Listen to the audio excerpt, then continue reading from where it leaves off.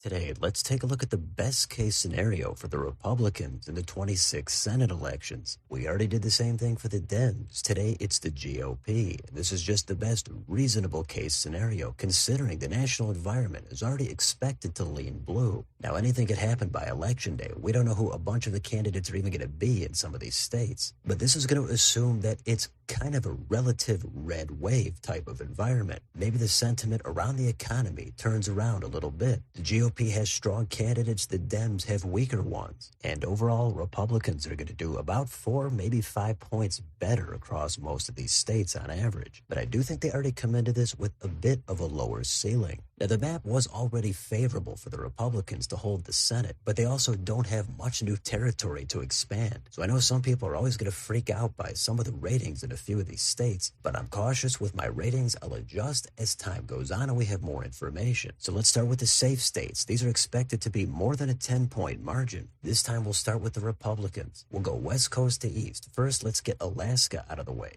This assumes the state kind of reverts back to its normal partisan lean. Dan Sullivan ends up coasting to victory. Next, we've got Idaho, then Montana, Wyoming, South Dakota, Nebraska, Kansas, Oklahoma. Then it's Texas. This matchup kind of assumes it would be Jasmine Crockett for the Dems against either John Cornyn or Wesley Hunt for the Republicans. Crockett seems to be a weaker candidate than James Tallarico. And we know Trump won the state by double digits in 24. Even Ted Cruz won by a wider margin than expected. But Hispanic support could go sharply back toward the left. This assumes things line up for the GOP, and this is going to crack double digits. Not by a lot, but just enough. Then we've got Arkansas, Louisiana, Kentucky, Tennessee, Mississippi, Alabama, then the special election in Florida, then it's South Carolina, and finally West Virginia. I don't think there's anything too controversial about most of those calls, so let's do the safe states for the Dems. So even in some sort of a red wave, I still think it would be safe in Oregon. Also, Colorado. They'd be low double digits, maybe down to 10.5 or 11. But I think Hickenlooper has that one in the bag. Then east, we've got the open seat in Illinois.